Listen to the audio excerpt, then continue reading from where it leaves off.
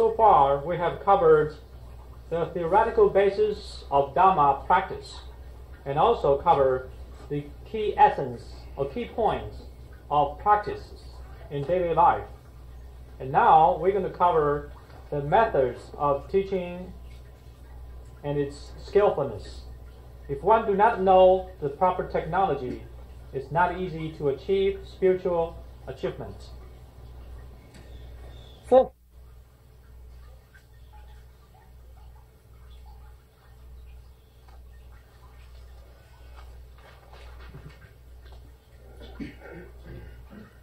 The great Chinyang master, in the Flower Adorned Sutra, he said there are 4 procedures or sequence in cultivating the Buddha Dharma.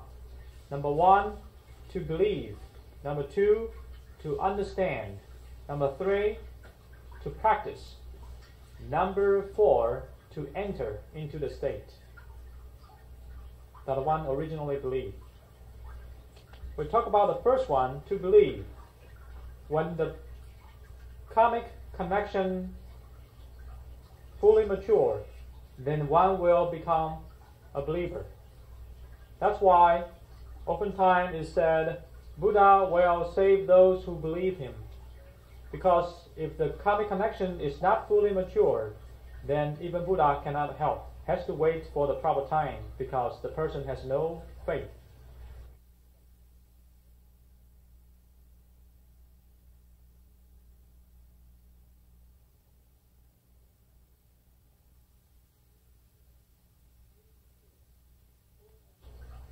Fully mature, then one will become a believer. That's why oftentimes it's said, Buddha will save those who believe him. Because if the karmic connection is not fully matured, then even Buddha cannot help. Has to wait for the proper time because the person has no faith in Buddha. For Buddhism, it is not just you believe, then you be saved, as other religion has proclaimed. We need, after belief, the realization, the understanding of Buddhism. Understand the truth of the human life and the structure of the universe. With proper understanding and the faith into the enlightened Buddha, then one would be able to do the third item, which is practice, which is based upon the foundation or basis of proper philosophy or theory, and then put into actual practice. It is not just blindly practice without the faith or proper understanding. And finally, sometimes the word translated as enter or unification, which means one can, in one's daily life, what one thinks and what one does is in total agreement with what described in the sutra. And the sutra and one's life become inseparable. That's the time you have then it's called enter. Enter, and the sutra, everything become you and is not separate from you. This belief, enter, and the sutra, everything become you and is not separate from you. However, this belief or faith is still different than the faith and belief as other religion has described. They believe in some supernatural power or a supreme identity outside oneself. In Buddhism, the faith and belief is in oneself. The faith and belief in that we believe we have the same Buddha nature and no less than Buddha himself. We believe we have the capability and potentiality to become Buddha. Just because we have wandering thoughts and attachments, that we become sentient beings. If we can remove the vexations, the attachment and wandering thoughts, we can see our own self-nature, the Buddha nature, and we will be no different than the enlightened Buddha. So the first faith or belief is faith and belief in oneself. And then comes the second belief and faith, is what Buddha teaches us and what kind of person Buddha is. That is, belief and faith in Buddha. It comes after the belief and faith in oneself. In Ming Dynasty, Venerable O-Yi Master, he also further explained the belief into belief of phenomena world, belief in the theory. The theory is that we all have the same true Buddha nature. But the true Buddha nature seems inconceivable, and all phenomena world are so different from each other. It is because, due to the law of cause and effect, from the empty nature comes out all kind of phenomena. And therefore, since the phenomena are so overwhelming and complex, the causes and effects are also numerous. If we have the proper belief, faith in this way, then our practice of Buddha Dhamma will be happy and successful.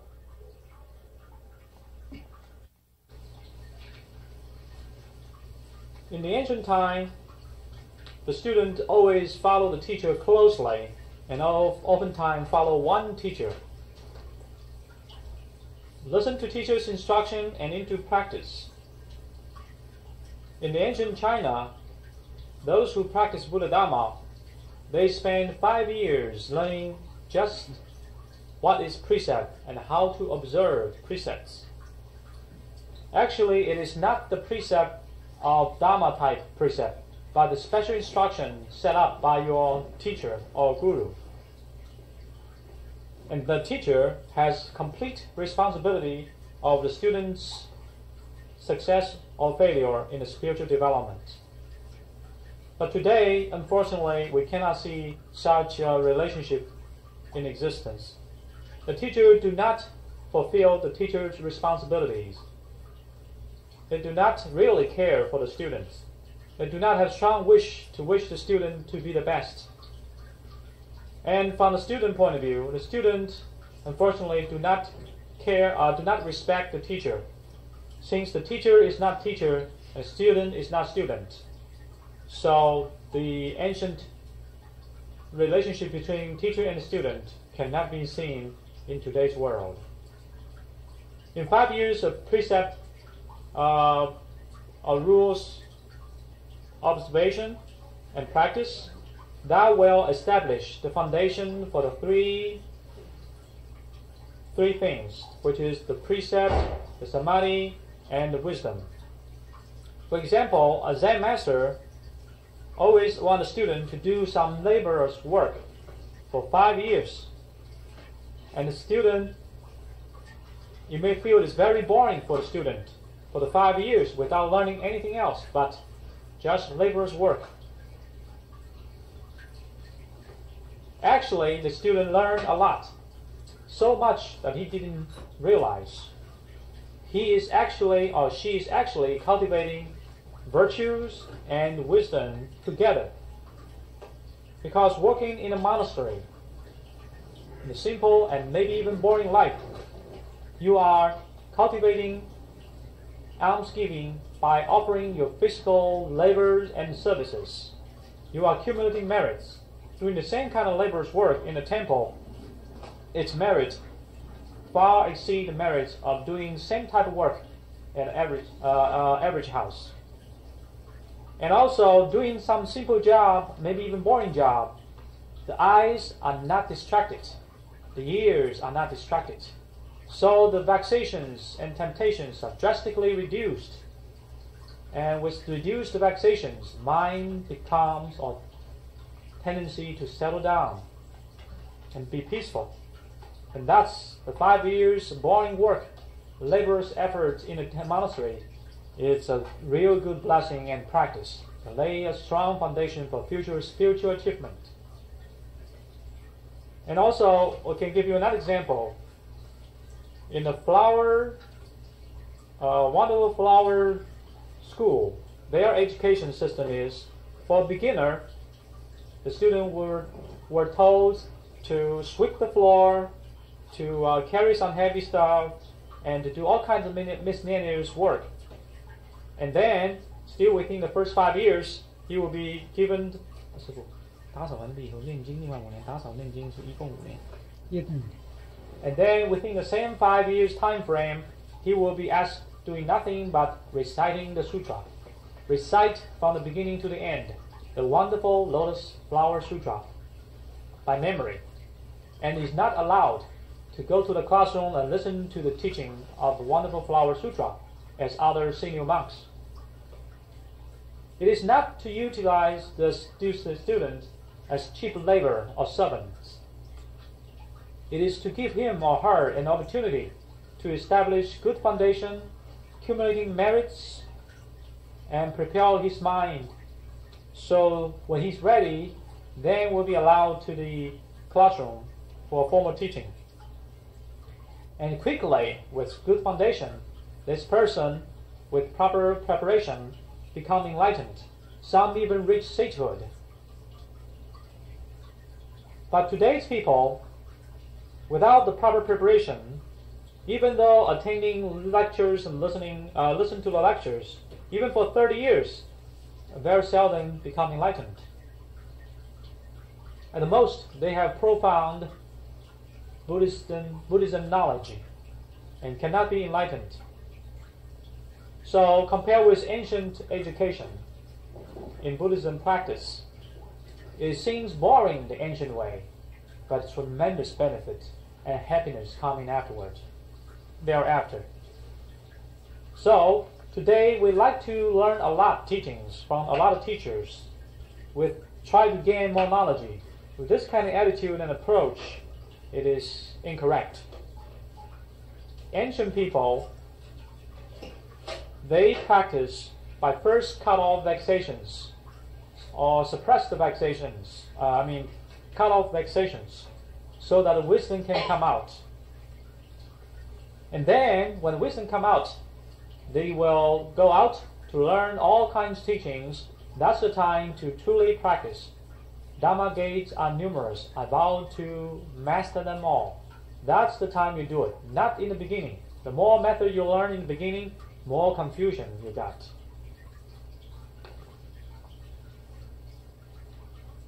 Not only too much knowledge doesn't do you any good in realization, in enlightenment.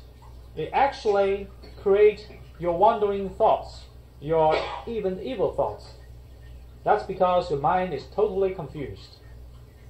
Therefore, in order to truly obtain spiritual achievement, one must first start with one sutra and only one sutra. Just like the Zen traditions or the Vajrayana Buddhism tradition, start with one thing. For people who practice sutra chanting, if that's your practice, then you go ahead and chant the sutra. Do not try to understand the meaning of the sutra. Just chant the sutra non-stop. Because when you chant the sutra, the precept, the samadhi, and the wisdom are accomplished simultaneously. When you chant the sutra with all your concentration and sincerity, you are not doing anything wrong or evil. You perfect your precept.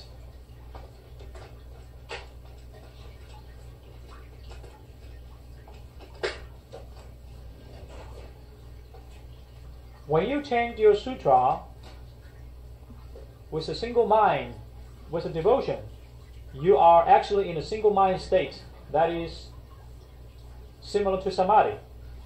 When you chant sutra without figuring out its meaning, your mind is in complete clarity of individual sutra and its word.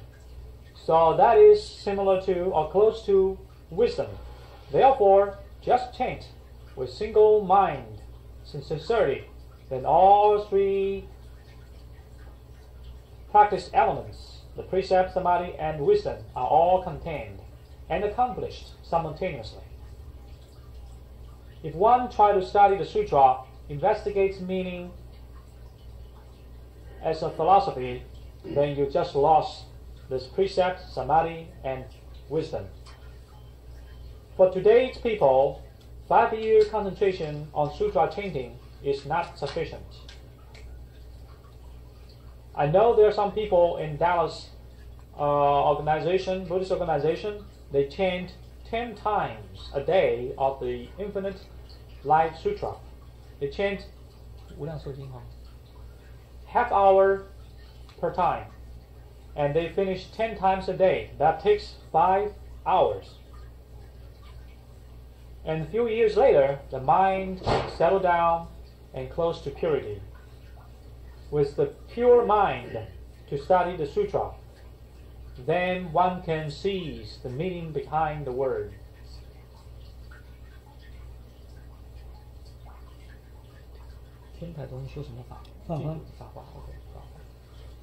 For Pure Land School students, one need to concentrate in chanting the Infinite Life Sutra.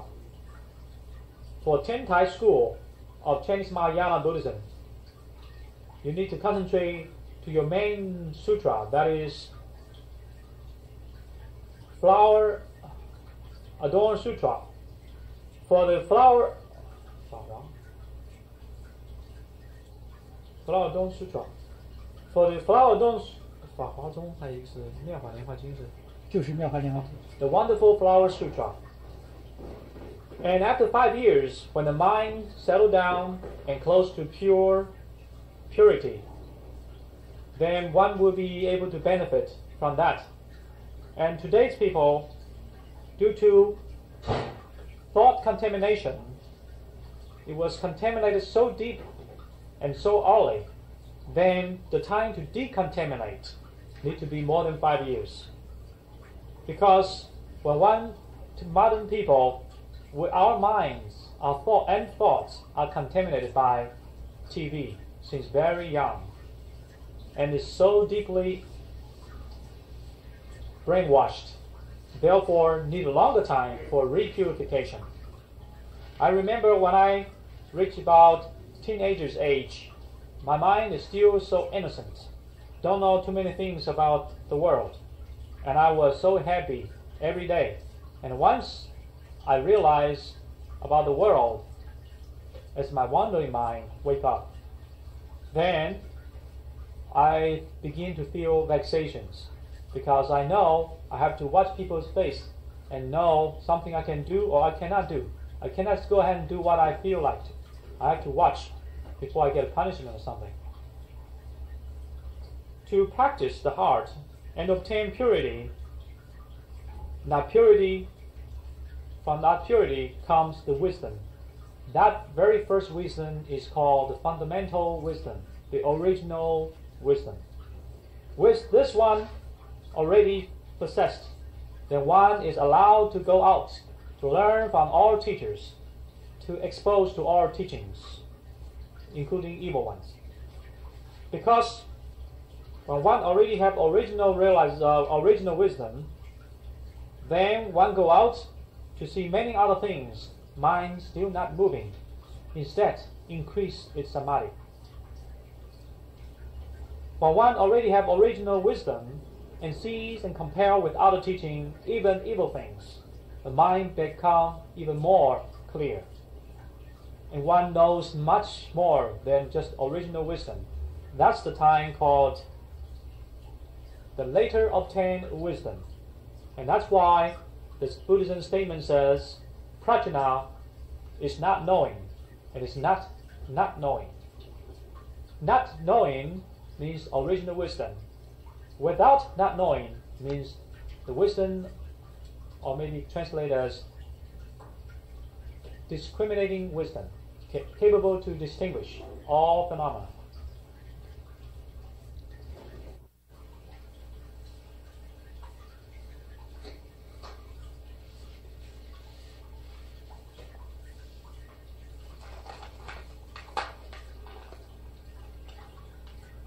the ancient Chinese people practice Buddha Dharma, they respect the teacher and teacher's teaching.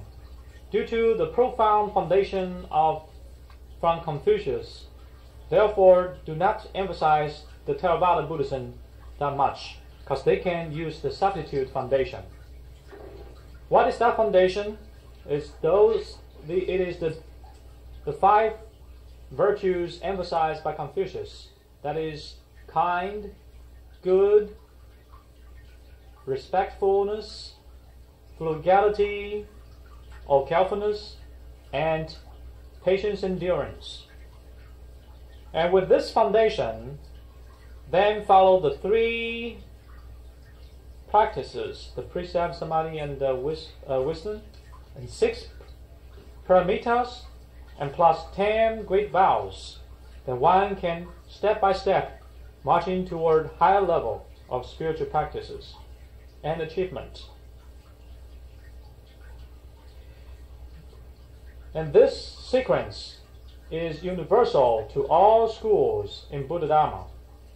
No matter it's Vajrayana Buddhism or other type of Mahayana or Mahayana Buddhism, no matter is Zen type of school or the teaching school, which emphasize sutras, they all follow basically this kind of principle. If they do follow this one closely, the spiritual achievement is anticipated.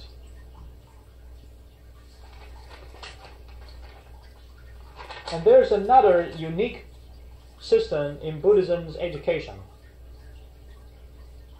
And that shows how skillful Buddha's teaching and system were. For the monk disciples who are not yet achieved spiritual achievement, they follow the teacher, the Buddha, all the time. For those who has already graduated, so to speak, called the Bodhisattva, they go around and spread the teaching and help sentient beings. However, every year they need to come back to Buddha ceremony for re-education. It's done during the summertime. They'll still go back and listen to Buddha's teaching, and they also offer opinions or personal experience for discussion for a total of 3 months. And then they go out again. So this is a very good re-education system. This part is different from the Chinese ancient educational system, and is very good. Today, the Chinese monks that I know of still have this kind of system, but it's just a formality. The real true benefit is incomparable with the ancient time system. However, there are also other types of re-education or concentrated educational systems, such as the summer camp Buddhism school, the winter camp Buddhism school. Those are basically following the same spirit and not necessarily last for 3 months. And that's still a good system, need to be promoted more.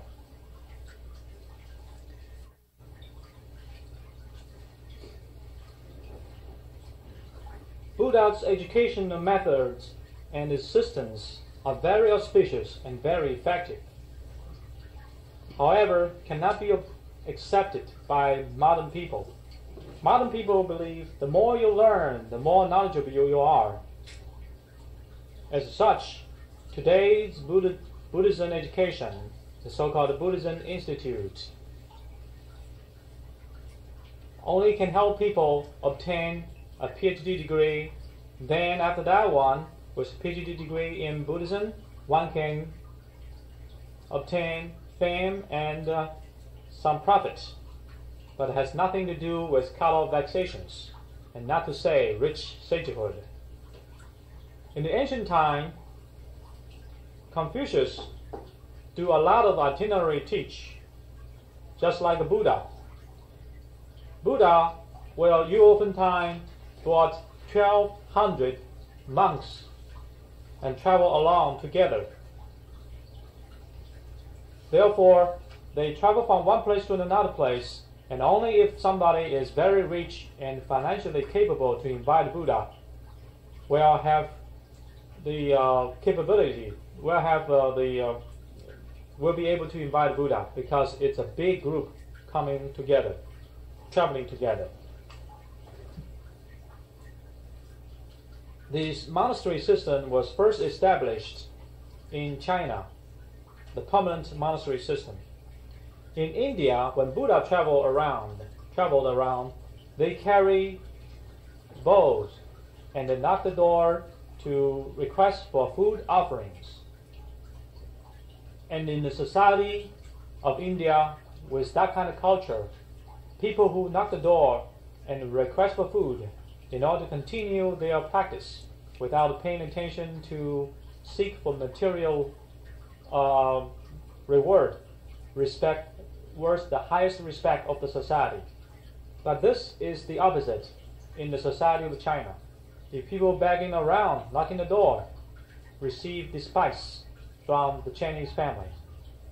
Since the Buddhist masters were invited by the emperor of China, and after the food offering of the emperor just cannot allow the monks to go out and knock doors begging for food.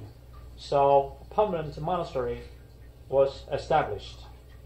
Therefore, material life were improved a lot. Actually, the time to first establish a monastery is by the 8th patriarch, who is the next generation from the famous 6th patriarch. The 8th Zen patriarch's name is Daoyi Maju.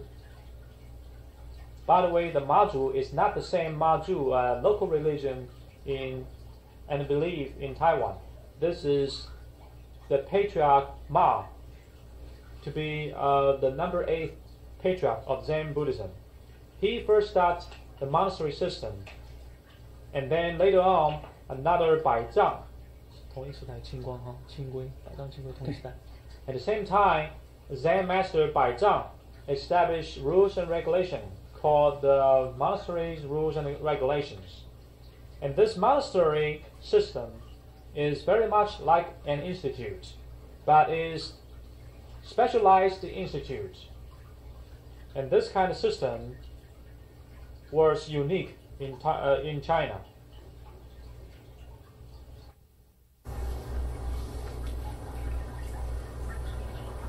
Buddhism is very artistic. It emphasizes about importance of the music and the beauty of the arts. It also has tremendous contribution in architecture and sculpture and so on and so forth. It is truly a knowledge about the beauty and truth. Unfortunately, the beauty has gradually disappeared. But today's chanting has deteriorated its quality. And in Buddhism, we're really short of good artists. And the good artist, a good one, supposed to have profound spiritual cultivation as basis. Then come out inspirational creativity. And then we can enjoy the product of the artistic product rich in beauty, in its goodness, and in its truth. And also beings will be benefit from looking at this artistic product. In chanting, for example, due to the mind is not pure, the chanting is not that effective in purify environment and the beings around. Sometimes it's not as beautiful as the hymn of Christianity, and that's because short of people with artistic art and short of practice. But still, there are some beautiful work left in mainland China, such as the stone cave and numerous products carved on the stone wall in the Dunhuang. in the desert area of mainland China. 还有一个什么云门石窟？云冈 And also there's another stone cave in Yungang. And recently in the 河北平附近哈，房山，北平对房子的房屋的房 In 山 the Fangshan County of in the kind of near Peking area, there are over 20,000 of stone carved board that ancient Buddhism scripture, the scripture was actually carved on the big board, about 3-4 inches thick, and it's carved on both sides. And each word are carved beautifully, and they are hiding in 7 different caves underground. 地下的啊。 And now the Chinese Communist Authority only disclosed 2 to the public. The other 5 never opened to the public. With this thing we found in recent time, we have to admire and pay our highest respect to the ancient Chinese people, of course, ancient Chinese Buddhists, for their endeavor to try to save the Buddha's teaching and made into permanent stone board to keep the knowledge. And due to the complete translation of the sutra, some of those sutra can only be found in the carved stone board and cannot be found in other printing material.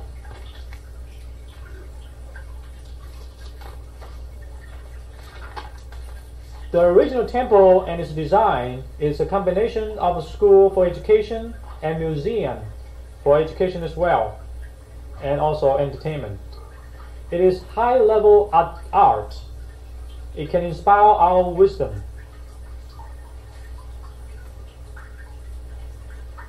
And when you go inside the temple for a visit, you see many Buddha, many Bodhisattva and Buddha picture, statue, and so on and so forth.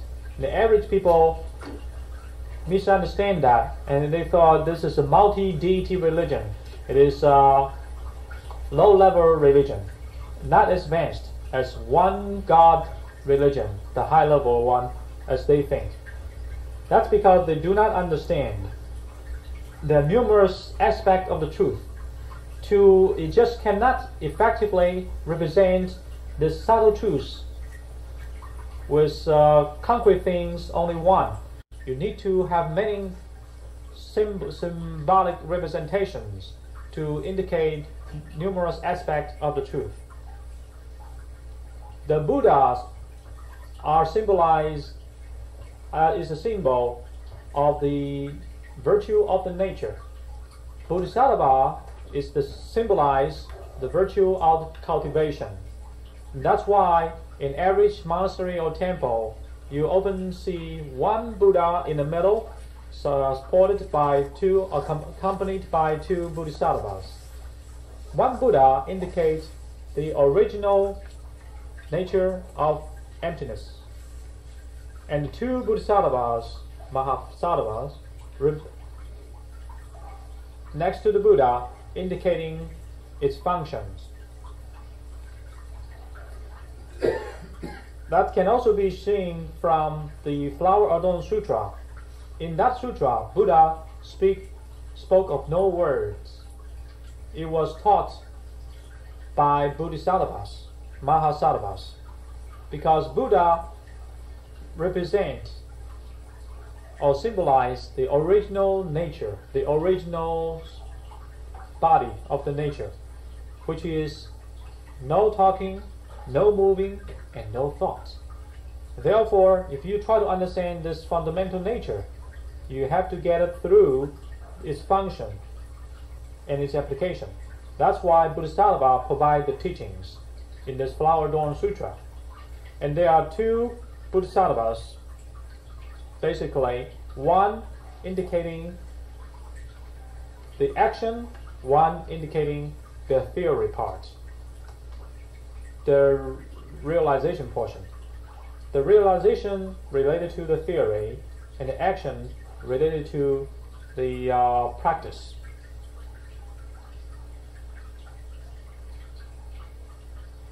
in the ancient China, there's a famous philosopher called Wang Yangming. He has a philosophy called knowledge and practice is in one and inseparable. That is coming from the idea of Bodhisattva's indication, Bodhisattva's representation of the Bodhisattvas, representing the action, representing the knowledge, representing the practice, and representing the theory. So Mr. Wang Yangming get the inspiration from Buddhism and come out his new philosophy as knowledge and practice are in one. We can also take another look. In the temple, we see Buddha Sakyamuni statue in the middle, accompanied by two other Bodhisattvas. One is Alan, the other one is Jiaxue Zunze. Alan indicating knowledge, because he's number one in knowledge or philosophy. The Jiaxue indicating or representing the action and the practice. And Buddha Sakyamuni sitting in between, indicating the original nature which is unmoving. What is Buddha? What is Sakyamuni? Sakya, original meaning is compassion, love and compassion. Moni indicating purity. Only those who are pure are truly blessed.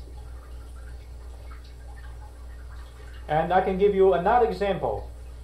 Amitabha Buddha in the center, accompanied by, the other example would be still Buddha Sakyamuni in the center, Manjushri and Universal Goodness Bodhisattva at the side. In this case, Manjushri Bodhisattva representing wisdom aspects of the great nature's function, and Universal Goodness Bodhisattva Mahasattva representing the auspicious actions and activity in saving sentient beings that's also coming out of the center of the unmoving nature body, original nature. And there's another common statue or arrangement you see in a temple, that is Amitabha Buddha in the center and Guanyin and Da Si Zi, the great spiritual power Bodhisattva, at the side. The Amitabha indicating infinity.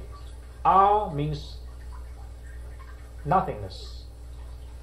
Mita meaning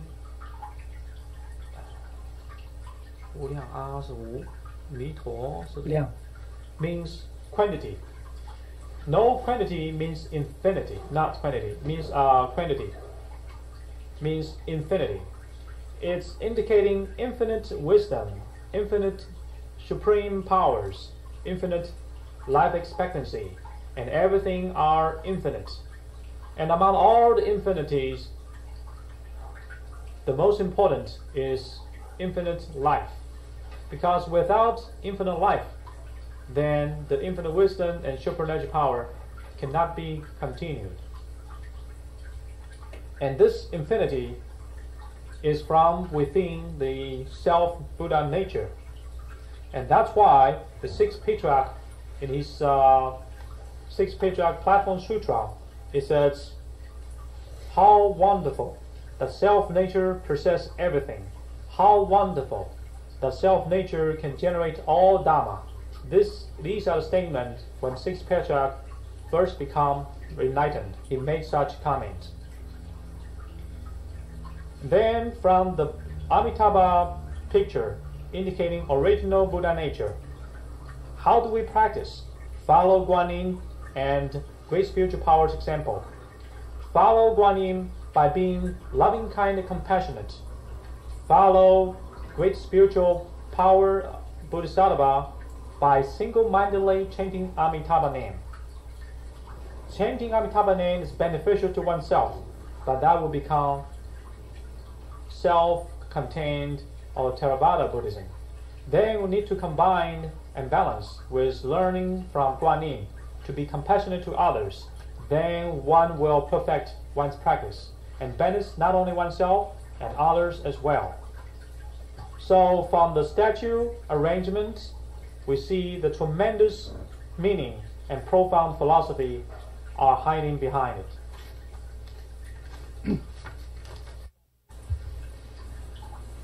In the temple, there is a main hall in the center. You look from outside inwardly, it's like two compartment. But if once you go inside, it's just one complete hall. This has a meaning. Looking from outside as if there are two parts in two compartments, indicating there are universal supreme truths and versus worldly truth. Once you go inside, that means universal truths are not separate from the supreme truth. And then you're first going to see in the temple the Maitreya Bodhisattva's picture or statue in the center. And the first structure or building in the temple is called Heavenly King Palace. In the center of this Heavenly King Palace seated Maitreya Bodhisattva Mahasattva. And this Heavenly King Palace is basically a place where Dharma Protector resides. 4 different Dharma Protectors reside there. And they protect the Dharma practitioner. And the statue of this Maitreya Bodhisattva Mahasattva is carved, as we all see in the restaurant, the Happy Buddha statue, with big smile on the face and a big belly. Which means, big smile means one must be always happy to interface with others. And big belly means one must have great compassion, great tolerance and patience in one's own mind, or the mind is of equanimity. So outwardly, there's happy, smiling. Inwardly, is peace and no moving, or equanimity. With this statue indicating if you too have great tolerance inside and happy smile outside, as reminded by the statue, then you are qualified to practice Buddha Dharma. And you are truly entering into the Dharma realm. Now, talk about the 4 Dharma protectors around the Heavenly King Palace. To the east is the Eastern Country Protection Heavenly King, which indicate responsibility. Responsible for one's family, responsible for the activity of a company, and responsible for the duties of a country. If everybody does that, then the society will be balanced and the country will be prosperous and strong. Then the southern part of this Heavenly King Palace is the Prosperity Heavenly King, which indicates progress. Constant progress in wisdom, in compassion, in capability, in art, and in quality living. So Buddhism is not really a backward, superstitious religion.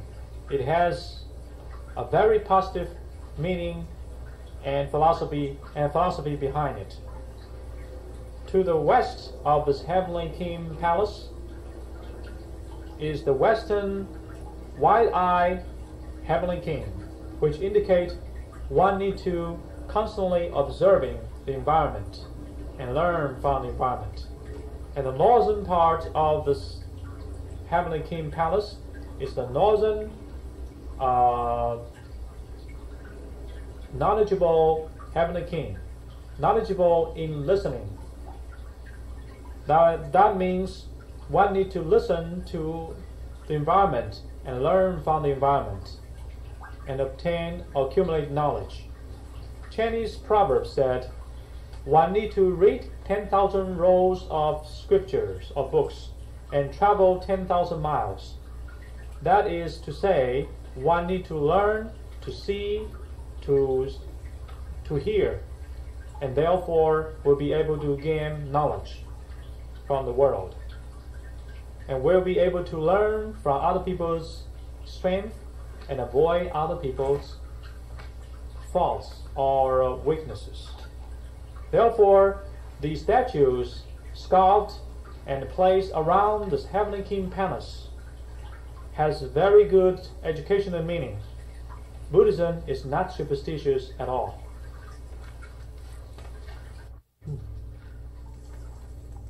We're going to spend a little time explain a little further about the tools holding in the hand of the individual Heavenly King in this Heavenly King Palace. The Eastern country protecting Heavenly King holding instrument in the hand, indicating when we want to be responsible in performing our duty, we must not do it too rush or too slow and sloppy. Just like played instrument, the string must not be too tight or too loose. It's indicating middle path. If you do things in the proper manner, follow the middle path, you can be responsible and you can have good results. The Southern Prosperity Heavenly King carries sword in the hand. Sword in Chinese is sometimes called a wisdom sword. It indicating must have proper determination to make necessary cut and cut off vexations. And then the Western wide-eyed Heavenly King carries a dragon, sometimes like a snake, in a hand. The dragon or snake, they belong to the same category, indicating constant change, unpredictable. Therefore, indicating one should be wide, open your eyes and see things clearly in this unpredictable environment in order to control your destination.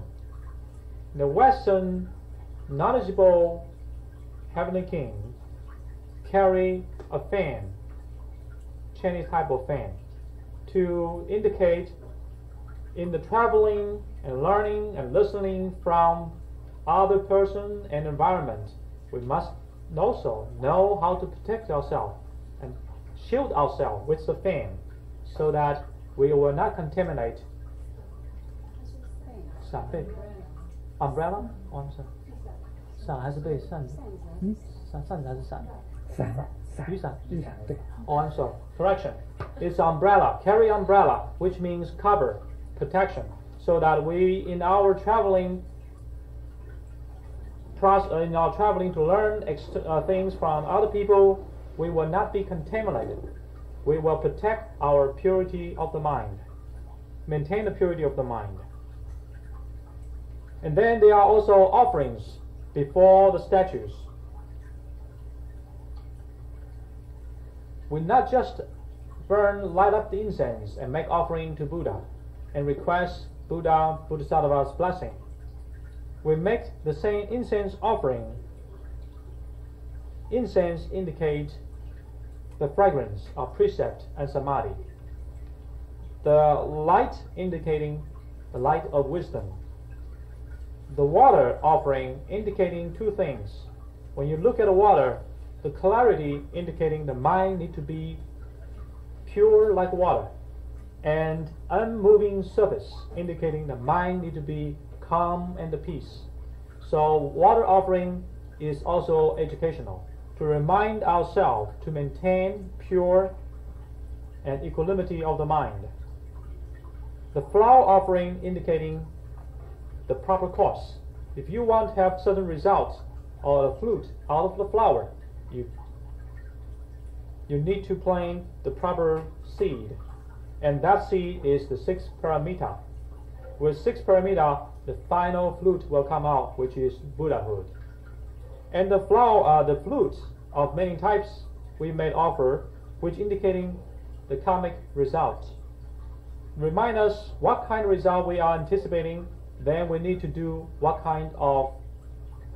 planting what kind of seed in order to get that result. If we do not understand the meaning, just making offerings as other people do, then people call us superstitious. We really deserve that criticism because we cannot explain the meaning to them. Once we understand the meaning, and I have also explained in my travel to mainland China, the communists told me, we didn't know it's so wonderful. We want to practice Buddha Dharma. Buddha utilized his true wisdom and infinite enlightenment and also infinite compassion to help and teach all sentient beings away from suffering. Since ancient time, there are many schools practice Buddha Dharma. If they follow the proper theory and methods, they can have a lot. They have a lot of achievements, as we can see in the Buddhism tradition and record book. People who follow the proper method reach achievement. But in this generation, people who have reached spiritual achievement are very, very few. The person who can reach spiritual achievement must have already understand the Buddha Dharma in principle and must also practice properly. And then the result is very natural. The success is very natural. In the Dharma ending time, like today, sentient beings are pretty heavy in their karmic obstacles. And that makes Buddha name chanting become relatively suitable because it's easy to do. It doesn't take a long time practice. It doesn't even need a ceremony. And no matter what time, what place, you can always do your Amitabha chanting with sound or in silence. In 40 years of my experience in Taiwan, those who passed away through chanting Buddha name, I have noticed at least 500 people who have reached their spiritual achievement and away from samsara. In mainland China, in the same past 40 years, it's a big country, but still, according to the book prepared by Venerable Kuan Lu, he mentioned about those cases with positive evidence and indication that a person's soul was born into Buddha Amitabha's Pure Land. There are about at least 100 people, and I certainly believe there should be more than that. It just you didn't know every single case. These are the concrete examples of spiritual achievement in modern time in the Pure Land school. As long as one can follow the 5 sutras taught by Buddha Sakyamuni and 1 Bodhisattva's like an essay or discussion, and then generate the 2 Bodhisattva mind and single-mindedly practice Amitabha chanting, is bound to have achievement. That shows the auspiciousness of this Amitabha practice. Ma Ming Bodhisattva has said, original realization nature was in the nature originally, and this unrealization was originally not there. That means our proper knowledge, or the Buddha's knowledge, was originally within ourselves, and evil thoughts or confusion was originally not within ourselves. Things, the Buddha nature was originally with ourselves, and those vexations are originally not with ourselves, within ourselves. So vexations, therefore, can be cut off or removed. And therefore, in principle and theory, we know the karmic obstacles can be overcome, and the Buddha nature can be realized because it was originally within ourselves. As long as we can stay firm with one simple statement of Namo Amitabha, continue doing that, we can cut off the bad habit. And with sincerity and patience in practicing, after some time, one can obtain the chanting Buddha name Samadhi, and then obtain liberation and freedom of the body and the mind. And then everything around oneself is no longer so troublesome. Liberation means what? Means free to go or free to stay. Whenever feel like to leave this world and to go to the Pure Land, one has the free will and capability to do it. If one try to like to stay on earth for a little longer, one have that kind of capability if one have reached the chanting Buddha name Samadhi. Now, why some people can obtain that kind of spiritual level and I cannot? It is because our practice is not hard enough. Then you may ask the question, how long do I practice Amitabha name chanting to gain liberation of the body and mind, so I can do anything freely to my own will? According to the records in the ancient Buddhist biography or records, if you practice diligently, it takes 3 years to reach the liberation due to Buddha name chanting Samadhi. Say if the nuclear bomb is going to explode above your head, but you already have reached Buddha name chanting Samadhi, you can smile to the nuclear bomb and say goodbye to nuclear bomb, because you have the free will and the spiritual achievement to leave this world anytime you want. In the 1900s, a great scholar and a master called Ouyang Jingwu, he said, Buddha Dharma are very convenient and flexible. There are many doors leading toward the Buddha Dharma and does not fix to any pattern. Sometimes, if it's useful, then can be approached directly. Sometimes, if it's not useful, then can be approached indirectly or reversely. However, the goal is always the same. That is to help sentient beings to get out of suffering and obtain happiness, to break through the confusion and become enlightened. That's why in the Zen Buddhism, even scolding and beating to the students is also a method of education, and that is the true compassion. So we must know when a teacher gives you this kind of treatment, it is really for your ultimate good. This time, I was invited to Miami to teach Kristagarbha Sutra.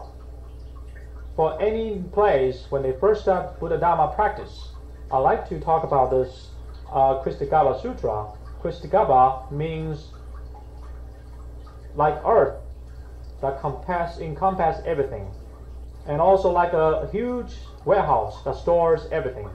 So our practice need to be like Kristagarbha's name indicated, to have great capability to absorb everything and everything from of the self nature, which can absorb and contain all the pressures.